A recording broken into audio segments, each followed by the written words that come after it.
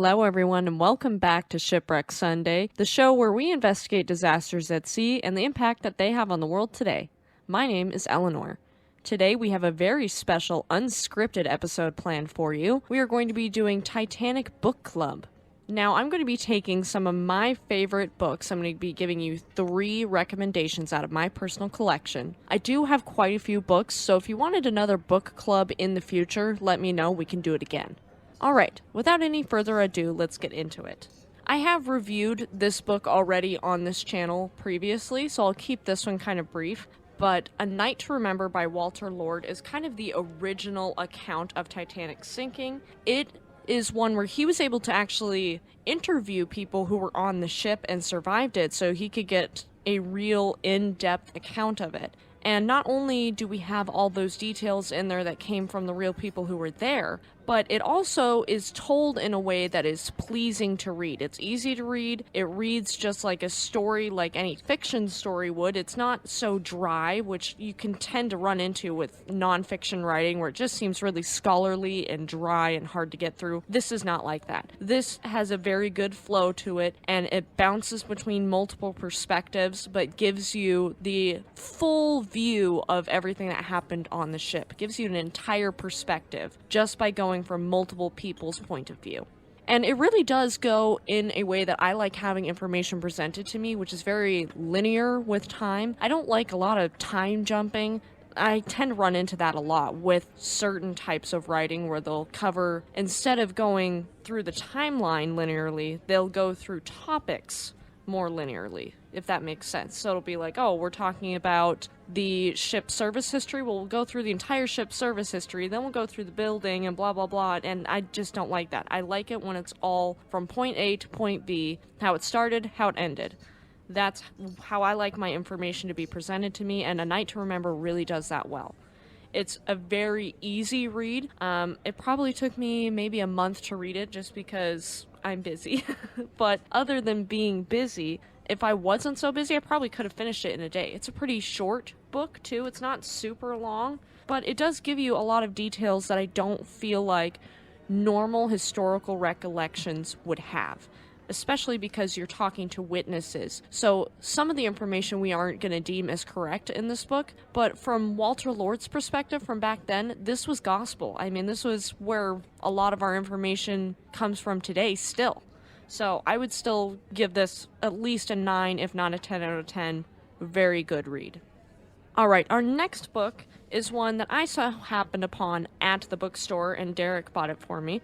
It's called Titanic, True Stories of Her Passengers, Crew, and Legacy, and it's by Nicola Pierce. This book is also one that is very easy to read, and it was really good with detail, but it didn't seem dry. It had a really good flow to it. It was interesting. It didn't go from anyone's perspective, per se, like A Night to Remember does. But it does present the information to you in a way that feels entertaining rather than feeling really hard to get through. Because I love nonfiction. Nonfiction is my favorite thing to read, but it can still be kind of difficult to get through at times. Like, I've read books that John F. Kennedy written. You know, I read Profiles in Courage, and that one was so hard to get through just because it was so difficult and so boring. But it was very intelligent because he's a very intelligent man. Same with Why England Slept.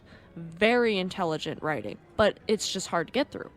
This book, however, by Nicola Pierce, is not like that. It is very intelligent, but it still feels like you can read it in a day if you have enough time. Like, it is a good read. It's got pictures in it. My favorite thing that was in it is that they went through all the lifeboats and when they were actually deployed from the ship.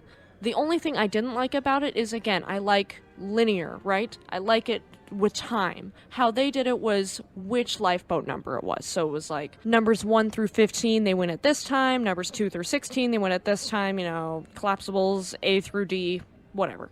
So I actually went through, after I read this, and made myself a little chart that went through in time order instead, just so I could have the information the way I wanted it presented to me. That's my only flaw with this book. Other than that, it's a great read. And if you're not weird about the way you like information given to you, then you will like this and have no problems with it. So I would definitely recommend that one if you're at a bookstore and you see Titanic, True Stories of Her Passengers, Crew, and Legacy by Nicola Pierce. Definitely pick it up. It's worth reading.